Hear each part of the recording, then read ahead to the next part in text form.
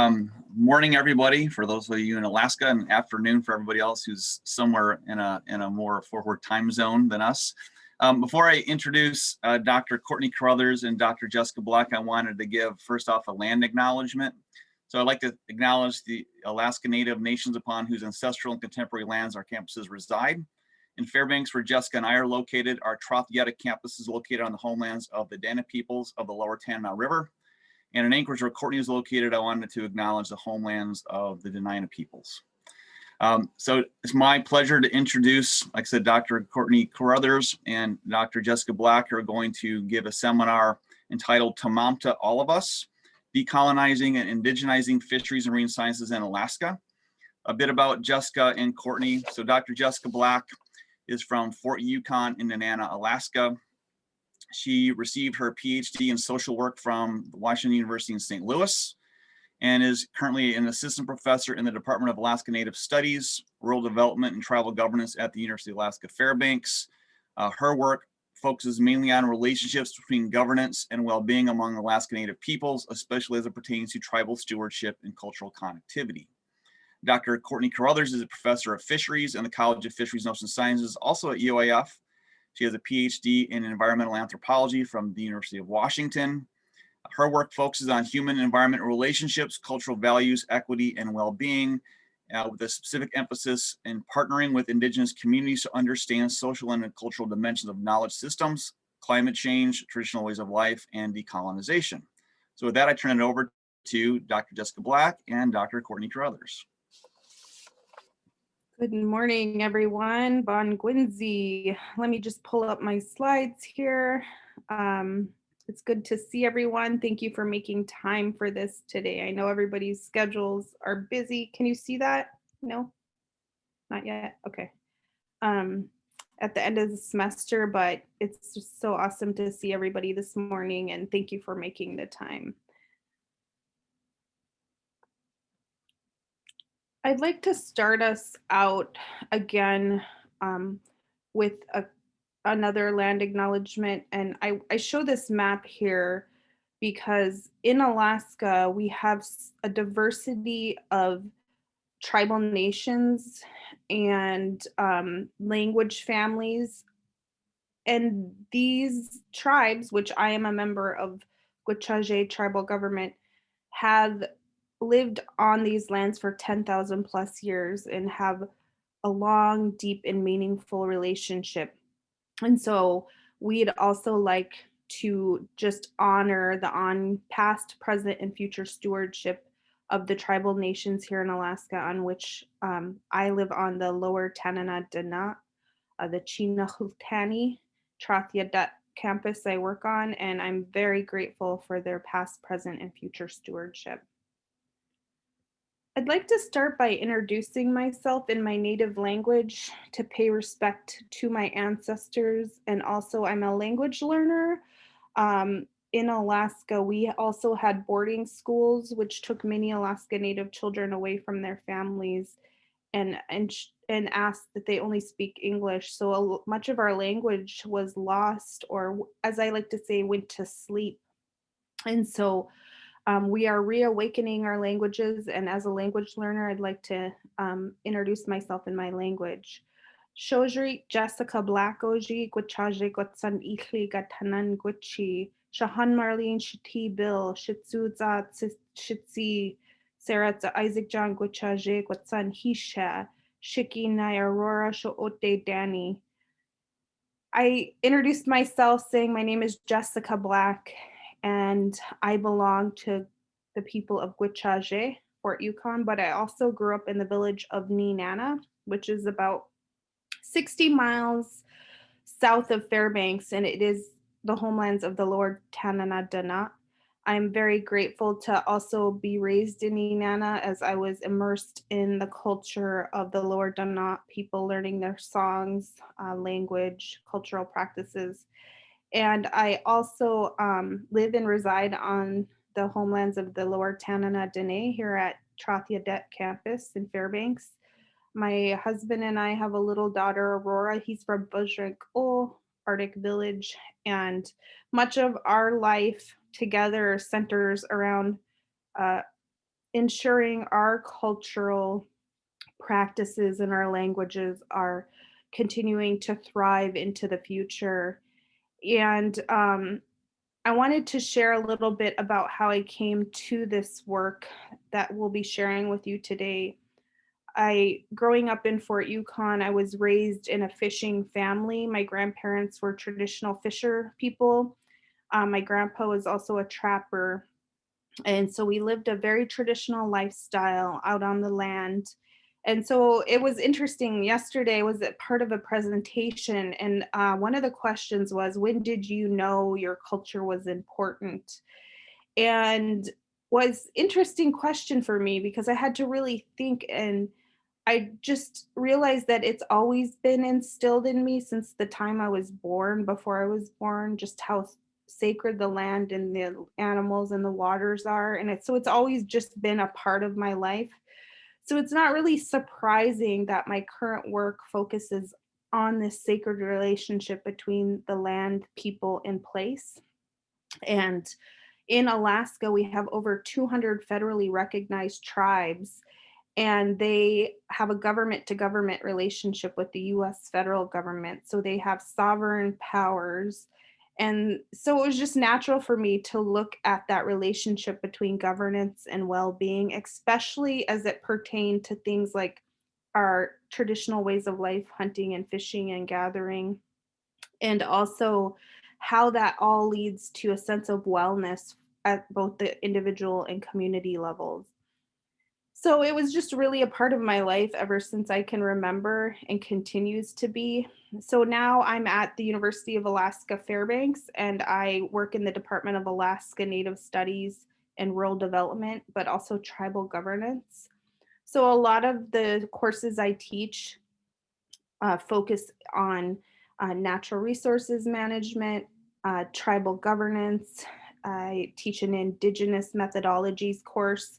So, really focusing on the things that I've always grown up with. And so it's just, I find myself in the work that Courtney and I do together around bringing in Indigenous knowledge and centering it to its rightful place in academia, as well as um, looking at how these practices increases or brings about a sense of well-being is just very natural. And I'm very grateful for the partnership that Courtney and I have built together, and we'll talk about some of the projects we do. So with that, I'll turn it over to Courtney and let her introduce herself, and then we will proceed. Good morning, good afternoon, everyone. Are you able to hear me okay? I'm so sorry to be late. 14 months of COVID. I've never had an internet challenge until this morning, and I'm so sorry I'm on my phone. I hope you can hear me okay. It's my great honor to join Dr. Black today. I wanted to thank Dr. Sutton for the invitation to join your network this morning. It's really exciting work and speaker series that you've hosted. My name is Courtney Carothers. I come originally from Pittsburgh, Pennsylvania. My family were immigrants from Ireland and England mostly, and grew up in a working class family, first generation college student, and think a lot about some of those challenges with regard to class in higher education, but really excited to also embrace the work that I do in Alaska alongside Indigenous leaders like Dr. Black, thinking about the kinds of exclusions and ongoing challenges that we face in higher ed with regard to Alaska Native students, in particular in our region. So yeah, I'm really honored to be here speaking a bit about my work. I think I'm not seeing the slides, but I think there's a picture of me with one of my daughters. She's now 7, and that's a picture of the village of Old Harbor, which is the first introduction I had to Alaska when I was a graduate student. I was invited to come and live with an elder for my PhD work, Sugpiaq elder Mary Hawkinson, in the village of Old Harbor. And that really radically transformed my worldview, way of thinking. I was amazed to learn such a deep, intimate knowledge through the eyes of elders and others in that village of the 7,500 years of close connection that they have with their lands and waters and all of the ongoing stewardship. And yet I was working as a research assistant at NOAA Fisheries at the time as well. And looking through the data and just the really dramatic dispossession of Indigenous fishing rights, both at the state and federal level in Alaska and the North Pacific fisheries, really was shocking to me and really helped me focus in on a research topic for my PhD and really the career around trying to understand these really big equity issues in fishery systems in Alaska.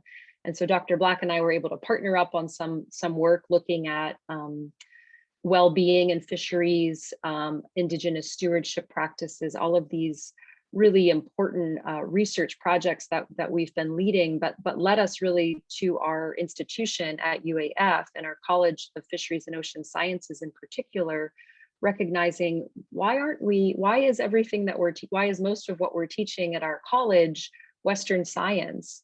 Why is it that we, host classes in the homelands of the Athabascan people and the Yupik people and Sugpiaq peoples, and their knowledge systems are not front and center with how we think about fisheries expertise, fisheries systems. So we partnered, to develop this Demumta project that we're really excited to introduce to you today, recognizing that really big inequity in terms of how we think about expertise and knowledge systems, and really wanting to center on the Indigenous wisdom and expertise for the future. And also, of course, to very much focus on bringing on board Alaska Native graduate students to be the next generation of leaders for our fisheries in the Alaska region. Thank you, Courtney. I'm not, the Google slides are just sort of going forward on their own, but I'm not sure how to back up here. Okay, that's all right. Let's see. I'm going to stop sharing for a second and reshare just because it's giving me a few problems. Okay, there we go. All right, so we've really been working on indigenizing and decolonizing approaches. And with this recognition, some of our previous work, we have a project called Indigenizing Salmon Science and Management in Alaska. And we've been working on across the state of Alaska with tribes and tribal organizations and different partners to document the ongoing stewardship in the past, present, and then ideas for the future. And it's been proven within Western science that, there's 14,000 plus years of Indigenous stewardship and care. But what I'd like to say is that, growing up, I knew this because the stories passed down from my family and my ancestors. And what's interesting is the land is just so pristine and cared for. And so there, we just knew it to be true that we've always been in this place, this strong sense of connectedness to our homelands. And also Western science has documented that too. What's unfortunate is that, growing up in context in my village and in my family, I knew this, but there was never that recognition in any of the classes that I took. I remember distinctly, I had to take an Alaska Native Cultures class in college, and it was the first time that anybody recognized Alaska Native people in the curriculum. And I remember leaving class as an undergrad and just feeling such mixed emotions because it was the first time someone had ever even used the word Alaska Native. And here we are in Alaska, an Indigenous place, and a recognition of the tribes that live here and also the history, which is a very traumatic history. We had, non-natives came by the way of our coastline in search of wealth through sea otters and sea lions and some of the fur-bearing animals. And then it just went on from there to commercial whaling and things that really had a very hard and traumatic impact on our cultures. And that was the first class that recognition was spoken. And so there's this ongoing erasure, exclusion, of Alaska Native people and deep inequities that persist.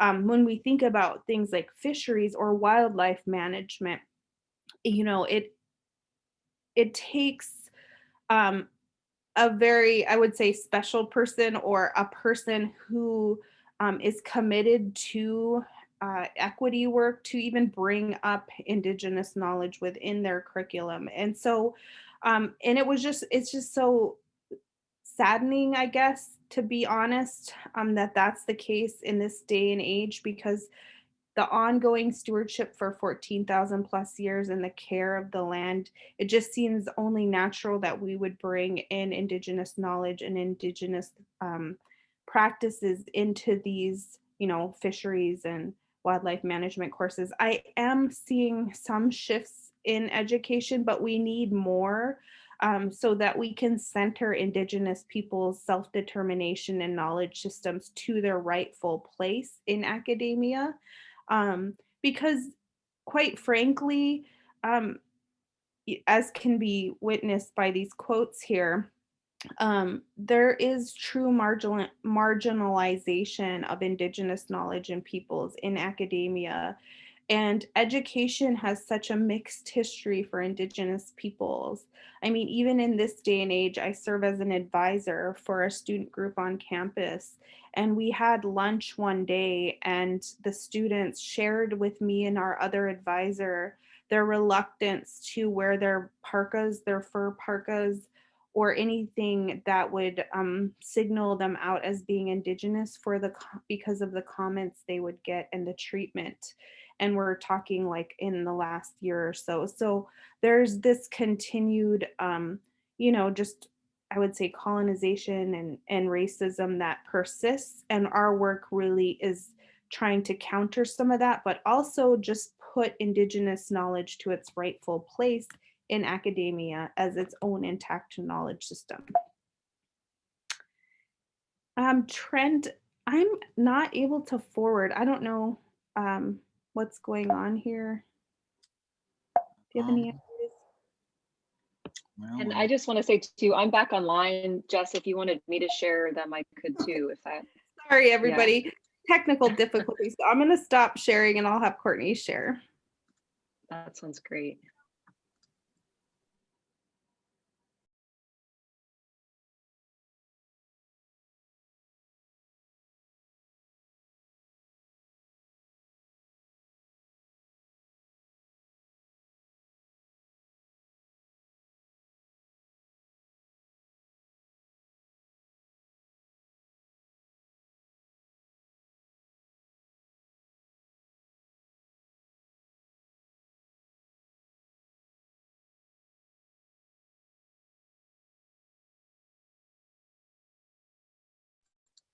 Sorry guys, I'm trying to do it in presenter view and then it won't let me have the Zoom screen.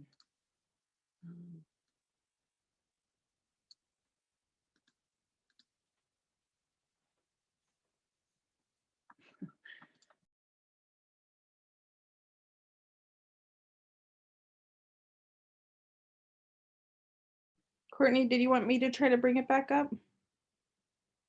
Yeah, sorry. Every time I try to go into presenter mode, it won't let me see the Zoom. And every time I mean, I can share it, but maybe,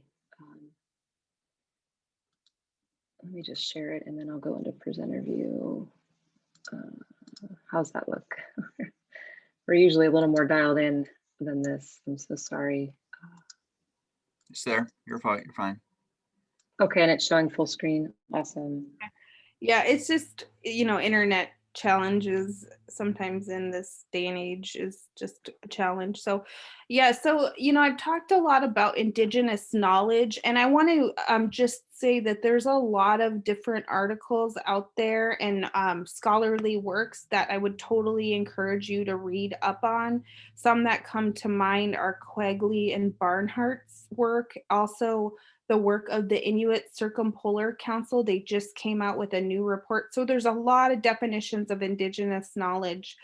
I read through the literature and then also just reflected on my own experience growing up out on the land. My family, I also wanted to say, it really instilled in me a strong sense of spirituality. Um, and so I looked at the definitions and I wanted to sort of bring together a definition that really captured what I experience and offer it for people to reflect upon. So in this definition, Indigenous knowledge is holistic, garnered from experience with one's own Indigenous context and in relationship to all living beings, centered on spirituality and Indigenous values of respect, relationships, reciprocity, among other things. This knowledge is acquired from direct experience out on the land, hunting, fishing, and gathering. Thus, it is adaptive. This knowledge is also accumulated over thousands of years of living in connection with one's creator. Thus, it is cumulative, passed down generation to generation, each generation building upon the previous generation's knowledge. It is knowledge acquired in dreams, prayers, memories, and everyday experiences. It is knowledge that demonstrates how each person, the community, the land, water, and animals can and should live in continual balance. And I wanted to bring this definition together because there is this strong connection to spirituality, which often is not discussed in academia. And for Indigenous people, it is absolutely central. And so I just want to call that out because there sometimes is this tension about even speaking about spirituality. But in our in every Indigenous culture is different, but in my culture, you wouldn't even, I mean, it's just so normal to acknowledge spirituality in the spirit of all living beings. So you have a respect for an animal because its spirit is alive, and you want to make sure that when it gifts itself to you that you use everything, and you don't want to offend the spirit of the animal. Or if you were lucky to get a fish, you would return all of the bones back into the water so that the spirit of the fish can continue on. So there's a lot centering on spirituality, and I just wanted to bring that into the definition. But there's again a lot of work out there that is that I based my definition on. So I want to acknowledge Barnhart and Quigley, and also the Inuit Circumpolar Council, and just the immense amount of work that's out there.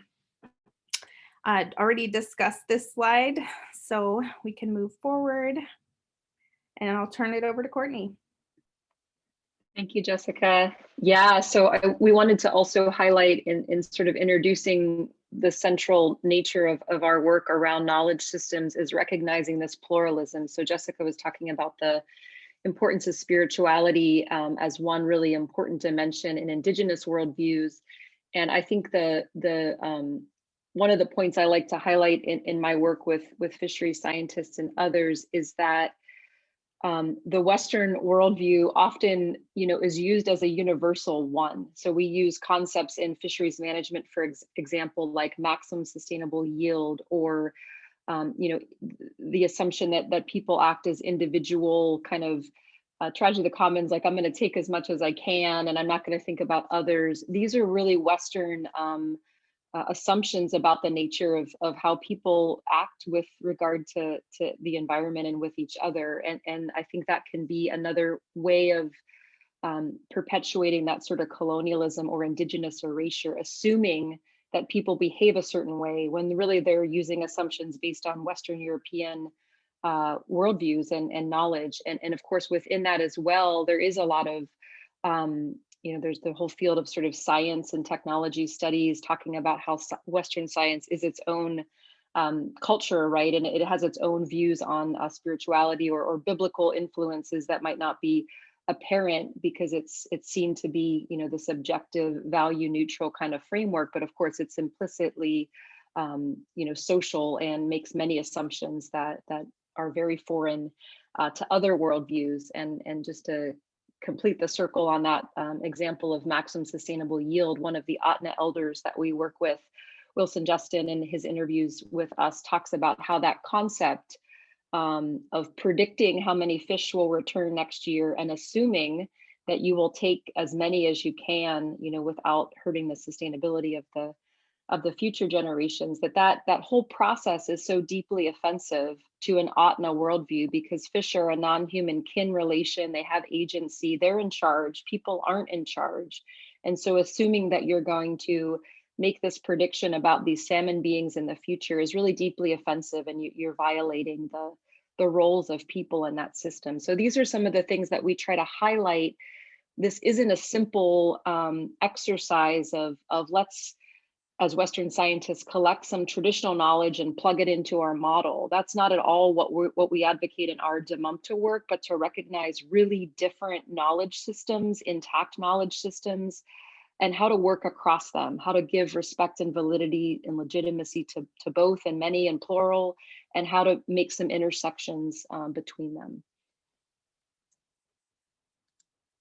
And so we, again, kind of bringing us to this DMUMTA project, recognize that this work is deep, and what's needed is not little fixes, but a really deep transformation. And so we're really trying to address Eurocentrism and institutional racism at its core, because that's where we situate this work.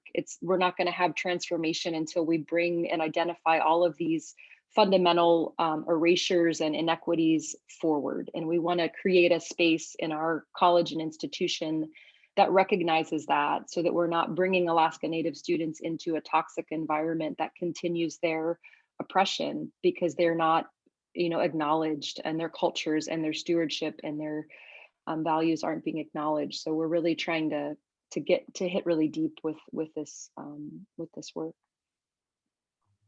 Yeah, and just I mentioned some of my students sharing around a lunch table. It was just, we had lunch with them. It was a student group on campus, and they started bringing up their examples. And one of them mentioned that they had asked for directions because they were new to campus, to a group of students, and they didn't know where something was. And when they walked away, the students were like, why are, some of these students so stupid? And they heard them say that. And then another student talked about like not wanting to wear her parkie because she would be made fun of as being a Native, which she was, and in her beautiful regalia that her grandmother made. And so it's real, it's present, it's not in the past. This student group also, there was a painting that was really offensive in the library that sort of in many ways highlighted some missionaries and some of the work that they did, which has a really complicated history here in Alaska, because the missionaries were responsible for some of the boarding schools and the atrocities that happened there. So the students advocated to change the mural that you walked into the library and saw, and so that it would be more representative of like all people in the true history here in Alaska. And so transformation is still needed. As a faculty member, it is really important for me in that first year that we connect with our students and we really ensure that their voices are respected and heard, because that first year for Native students in particular is very critical. 80% of Alaska Native students do not return after their first year, and the reasons are complex. There's the racism is definitely part of it. There's other reasons, but in that first year is so critical. So when we're thinking about DMUMTA and we're thinking about my courses that I teach in the department, I'm the co-chair of my department, is that those introductory classes is that we're really ensuring this strong sense of connection and respect is built within the classroom space, and that all voices are brought into that room. So when I'm thinking of fisheries, like how can we do that, right? We can, and we'll talk a little bit more about that, but we can make a connection with students. And at the same time, we can start to work on transformation at the institutional level.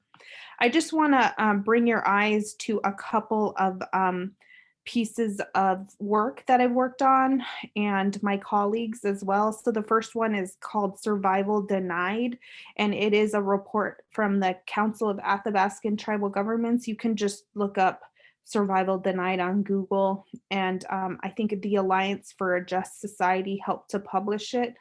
But it talks about the ongoing criminalization of traditional ways of life. So we have this 10,000 plus years of stewardship here on the land, but within indigenous communities, subsistence is the term that's used to represent these traditional hunting, gathering, sharing.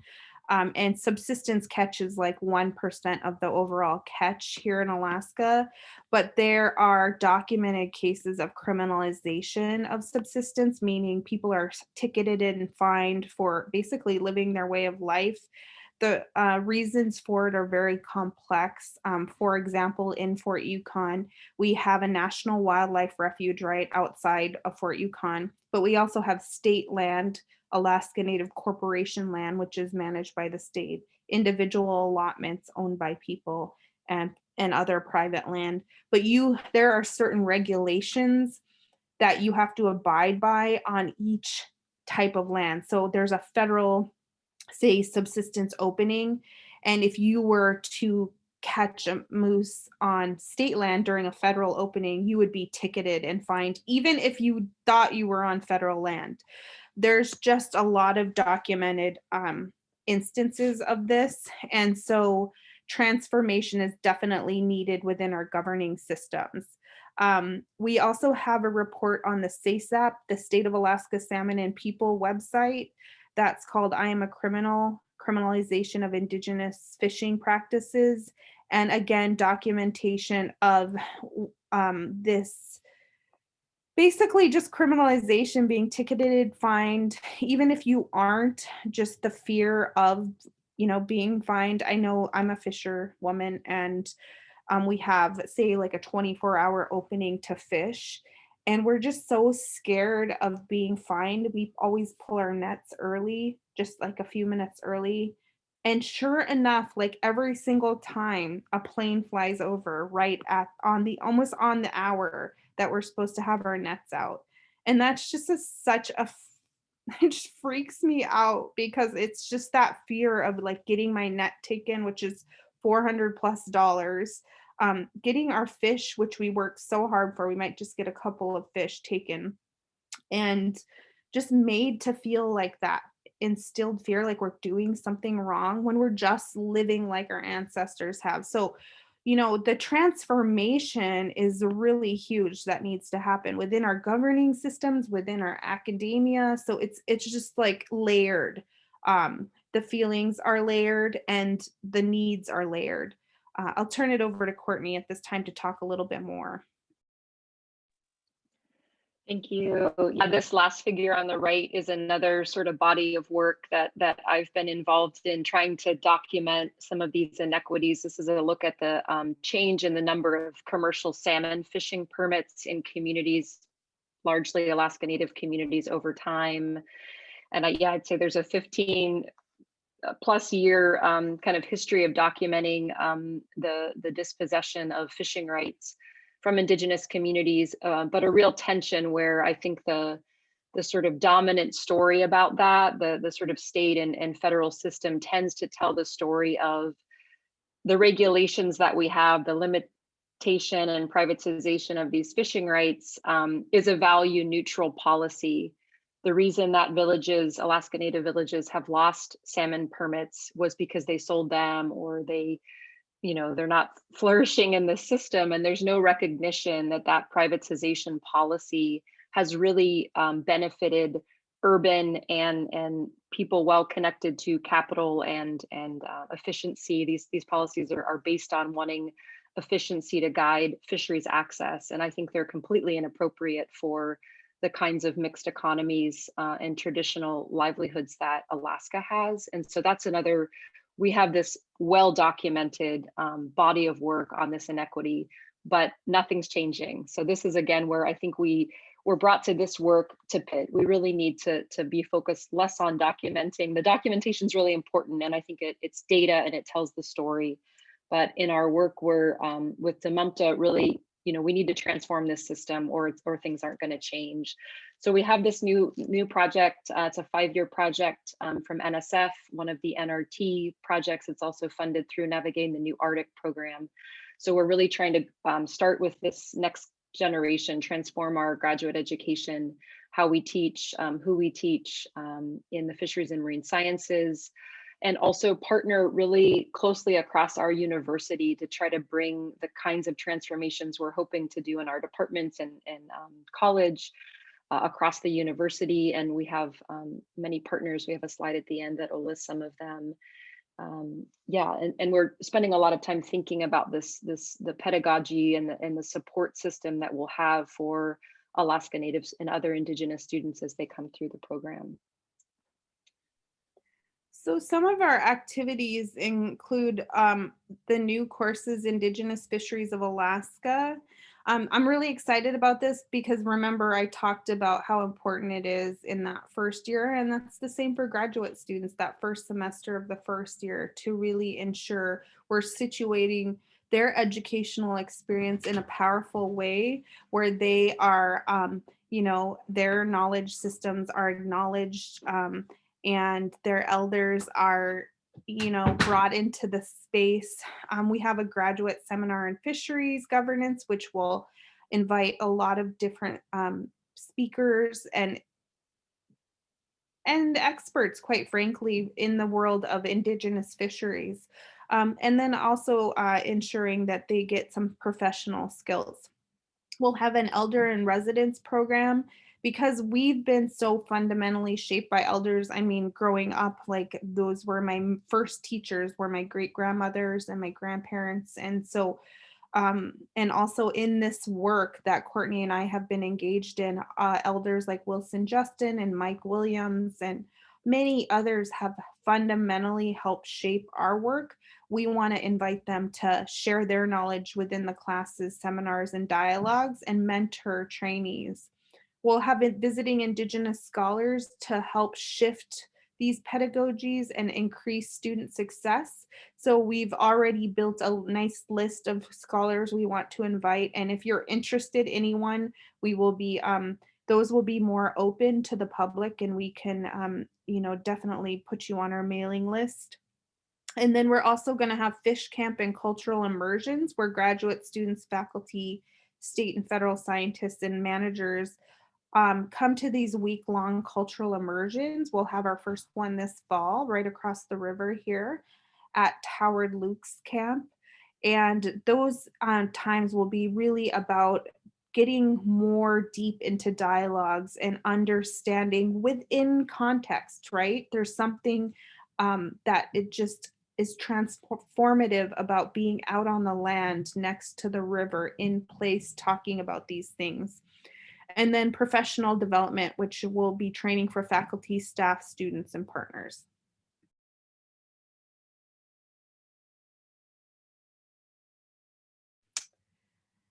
We'll also, like I mentioned, have the fall retreats for our DMUMTA students, faculty, staff, and partners, short courses. And these will be more directed at UA faculty, state and federal scientists, and managers.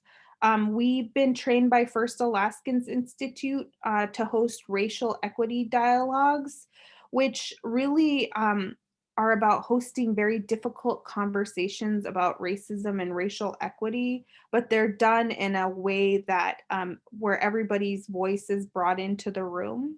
And we don't shy away from the difficult topics. In fact, we sort of hone in on them and make space in a meaningful way to really get to the heart of it. And the way we do that is we all agree to certain agreements when we come into those spaces so that the dialogues are productive.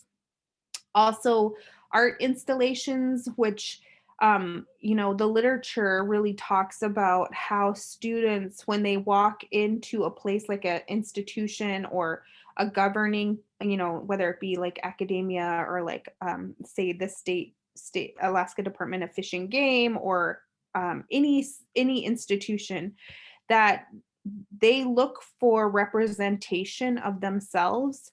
And so art is a very powerful representation. And it helps to increase the visibility of fisheries and marine science systems of Alaska. I wanted to just draw your attention to this beautiful painting by Abayuk Moore, who is a Yupik artist from Bristol Bay.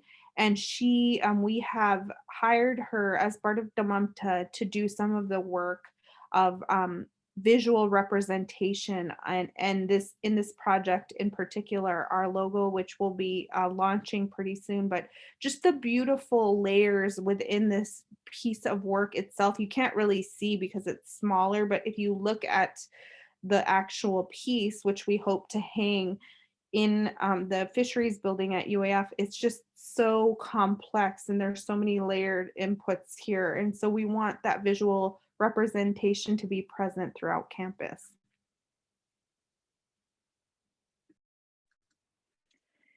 And just briefly to continue, we have a lot of research activities ongoing as part of our network, many focused on ways of bridging Western and Indigenous sciences together. And so we're really excited for our students to be contributing to these ongoing projects, but also to be developing their own projects as well. And we're happy to share these slides if anyone wants to look for more information on any of these projects. And we have our first cohort beginning this fall. We had a large applicant pool, and we were able to host about 9 or so incoming Alaska Native and Indigenous students this fall. So we're really excited. Our website is here. Once you go to the site, it pops up with would you like to join our mailing list? And we're not sending out much mailings, but we would announce any speaker series or anything, any activities that we do. So if you're interested, please join us. And we just wanted to highlight a couple things kind of in closing here, and we can have some time for questions. A lot of the, like we've mentioned in the talk, a lot of the kind of impetus for this work came out of some of our research relations. And we just wanted to give some space here to recognize the really deep importance of deep relations. So we have a picture here of some of the work we were involved in with the State of Alaska Salmon and People Project. And I think part of the reason that these partnerships, like with Jessica and I and others, formed is because we had we had several weeks together over the course of a project in space, in time, with elders, with Western scientists, to really be able to get to the meat and the heart of some of what these challenges are. And these are, really, I mean, the Yukon River salmon not returning, Indigenous fisheries, like in the Kodiak region, people not being able to their traditional ways of life. These are really big problems, and we need Indigenous knowledge and wisdom to help guide our thinking and solutions for them. And then I'm not asking to read this lengthy positionality statement here, but we wanted to give it as an example. I think one of the things we're also reflecting in our work in this transformation is that norms of research practice and publication and kind of how we represent and give credit to knowledge are shifting and need to be shifting. And so we had this, multi-authored, 20 or so authored paper, and we were trying to figure out how to start this paper in a good way and recognize some of the lineage and legacy of me as a Western scientist trying to put this together to write, to have a way of framing, but wanted to give the recognition that the intellectual guidance for this work were the elders, and how did that look? Did we want to highlight them key authors, but yet the paper was kind of written from this Western frame? So we had a lot of discussions about how to do this, and what we kind of settled on was a small step toward maybe a shift in practice, starting with this positionality statement. And several parts in our paper, we also have sort of a kind of preface that Wilson Justin, in particular, one of our elders who read closely what we were writing and helped write and shared a lot of thinking, he prefaced kind of how to interpret what might follow. And it just really, I think, speaks to the strength of doing this collaborative work and pushing the boundaries of kind of what the norms are in practice, such as writing. So just in closing, as Courtney mentioned, to leave time for questions, is we've really done a lot of internal reflexivity on our work and situating our own selves within this and trying to think, are we walking the talk and how are we engaging this work in a meaningful way? But also what can be reflected upon by other scholars who are interested in this type of work. And for us, it's about sovereignty. Like I mentioned, there's over 200 federally recognized tribes. And so when we're doing research or we're wanting to situate Indigenous knowledge, are we working in partnership with tribes, and are we taking their lead as sovereign nations in the work and going before them and presenting our work and seeking permission? Spirituality, it is at the core of Indigenous knowledge and methodologies, and just recognizing that's that tension that exists, but we have to just call it out, and I don't ask that you believe the way I believe, but at least we can have respect for and try to understand these differing points of view. A more Indigenous faculty and staff, a critical mass is important. I find myself sort of spread super thin, trying to do a little bit of everything for everyone.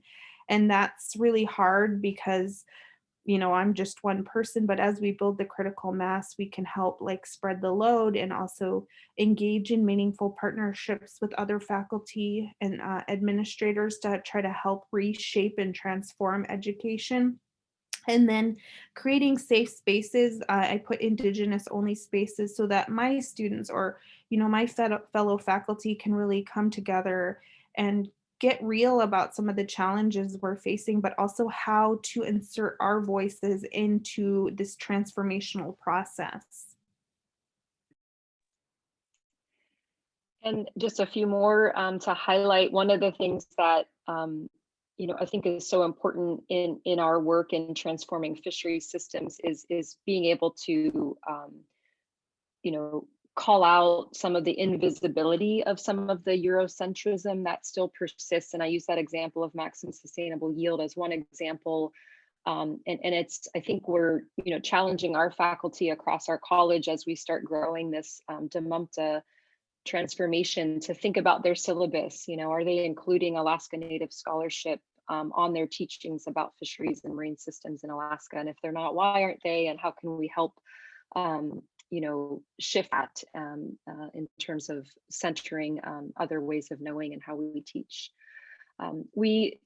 Jessica and I as a team, I'm a white settler scholar living in Alaska and trying to raise my children and situate in a good way and be in better relationship with people and place. And so I think a lot about what my role is in this work as a white person in particular, recognizing the tension that I want to contribute to this transformation. I want to roll up my sleeves and do the work, but I also don't want to take up space in a way that's not appropriate. I don't want to be leading. I think Indigenous people should be deciding what's best for Indigenous people for the future, and I want to be able to be in good relation with that. And it's a tension I think many of us are negotiating. I'll just mention Margaret Kovach is one Indigenous scholar who has a chapter in one of her books speaking to this. What is the role of non-Native people in racial equity work and political sovereignty equity work with regard to Native peoples? And so that's something I'm thinking about. And then just to kind of, sometimes I think in this work, we're trying to do this really big work, really get to the heart of some of this. And of course, it's incredibly hard work. And we may have some small glimpses that some accountability and transformation is maybe possible.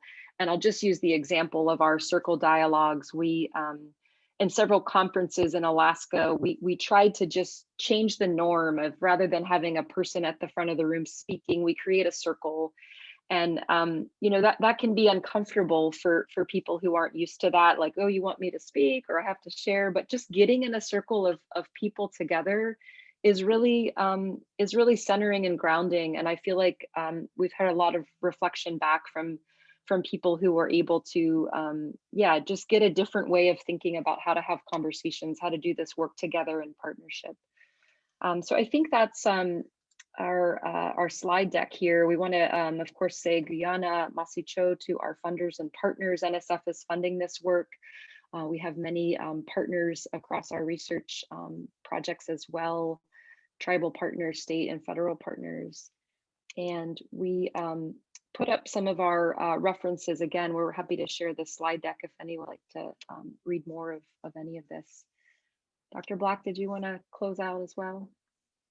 Yeah, just want to say Masit Cho to everybody for listening. Be happy to answer any questions. This work is, really long-term work. And the way I see it is, we are building somewhat of a foundation for this work to carry forward into the future. And it's very layered and complex, but it's meaningful and it's past time. And so we're very honored to be doing this work. So Masit Cho.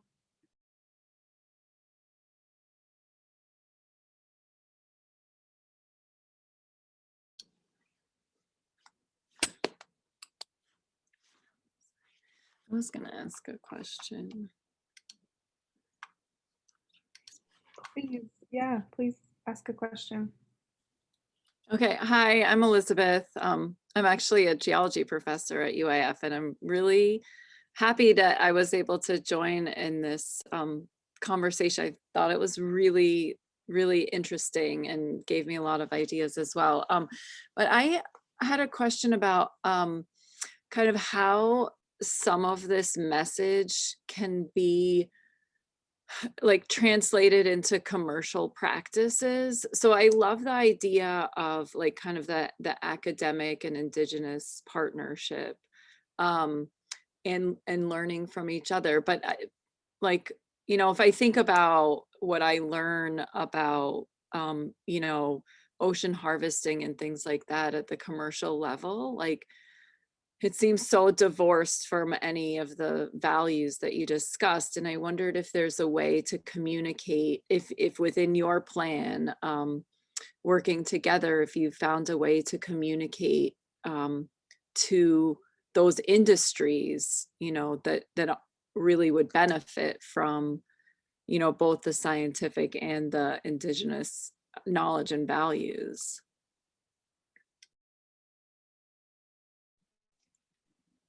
I can jump. Thank you, Elizabeth.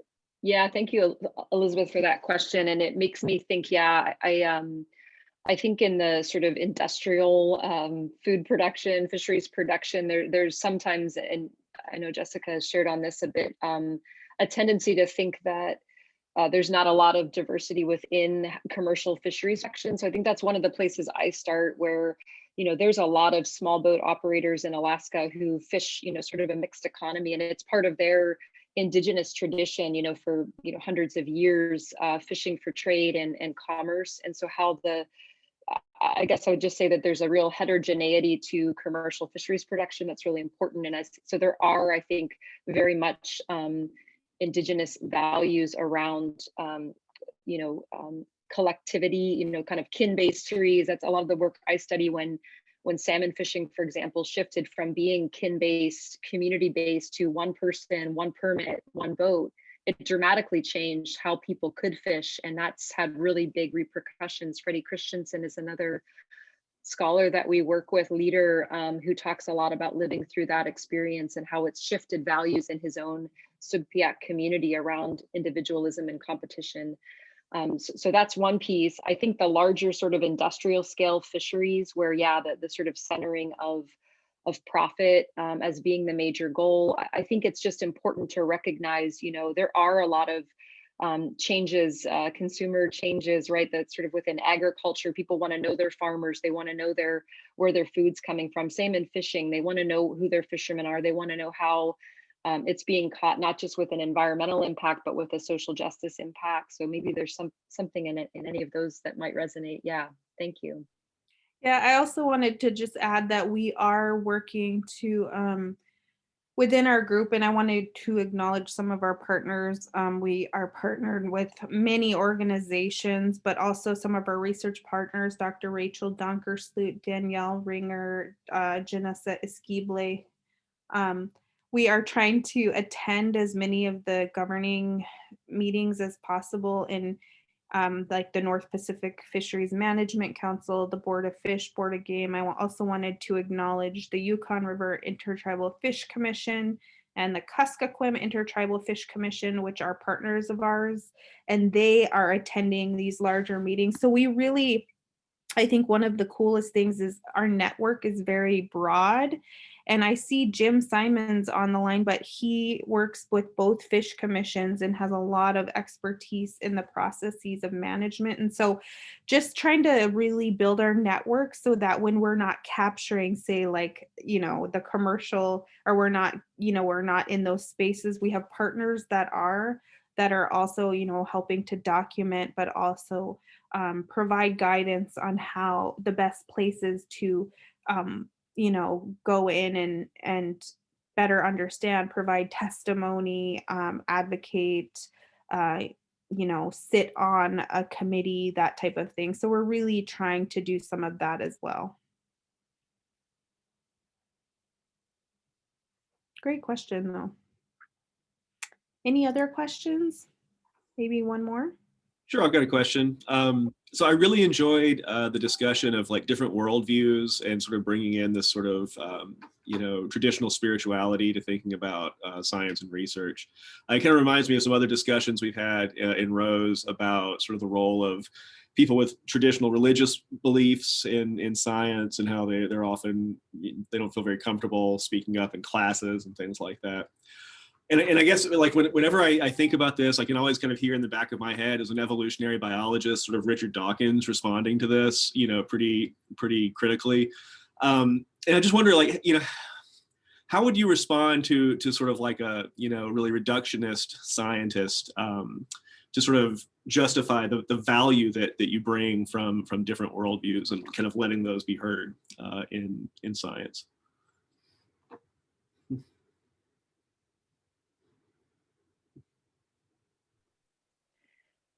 Thanks, Jeff. That sort of cuts to the heart, I think, of some of these big tensions, right, within sort of a scientific. I think I guess I would say, I'm an anthropologist as well, and I don't really identify so much with that field anymore. But I know there's tension in like how we teach Anthropology 100, for example.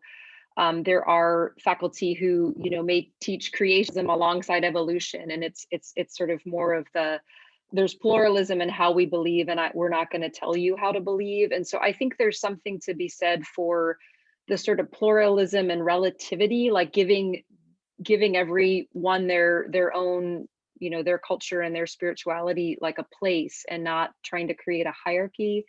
But recognizing when you're in a certain fields and evolutionary, theory is the heart of what you're doing, that there also has to be a sort of acknowledgement that that's the paradigm that you're operating within. I mentioned the science and technology studies as a whole body of work kind of on this topic. And I think it's very complex because you also get into a lot of political ideology too about whatever, if you can believe anything, is there any data? And you get into these sort of rabbit holes.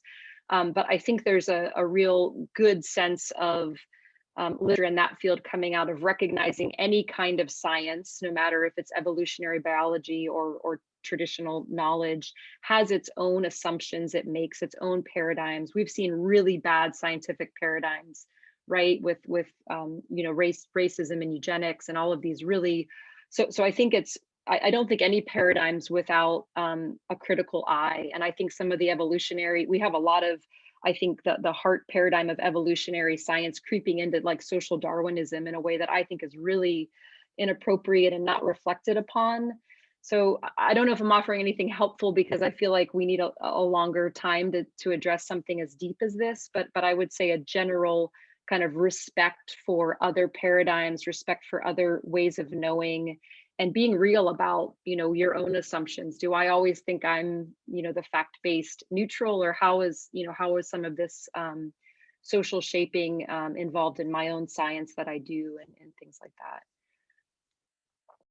Yeah, and I think the tendency, for people like me who grew up with this worldview is like just not really entertaining those conversations because, once it gets to the point of like, and it's hard because within academia we like this discourse, right? And but within something so like close to my heart and way of knowing is like having to defend it, is like really offensive in some ways. So it's just the tendency is for most people not to bring it up with except for within our own circles of understanding, which is really unfortunate because, that respect is so key. And I get it. Like I'm an academic. We like to sort of like, you know, have these dialogues and sometimes like just arguments or whatever just about what's right and wrong and whatnot, but just trying to engage in more respectful dialogues I think is really important.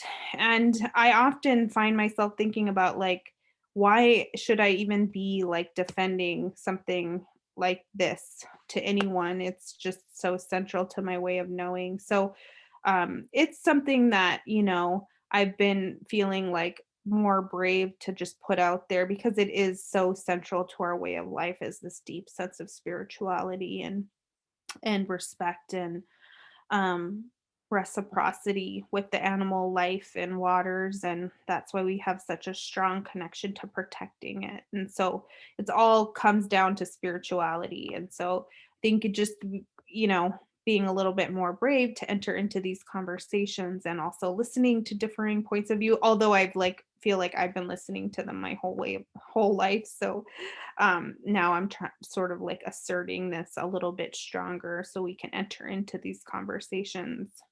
Um, so, and I do that so that my students don't have to. Like I try to guard some of what they have to deal with so that they can just participate in their studies and not have to do some of the work that is like defending their knowledge or their way of life. And hopefully I can do some of that for them so that they can just show up as their full selves in their classrooms. Thanks. Great answer. All right. Well, I think we're out of time. I want to thank Courtney and Jessica for their time today and in the giving the seminar, and thanks everybody else for participating today in our wrap up seminar for the Rose Seminar series. So have a great summer, and we'll see you all back here in the fall. Yeah, thank you. See you later. Thanks. Thank you, everyone. Take care.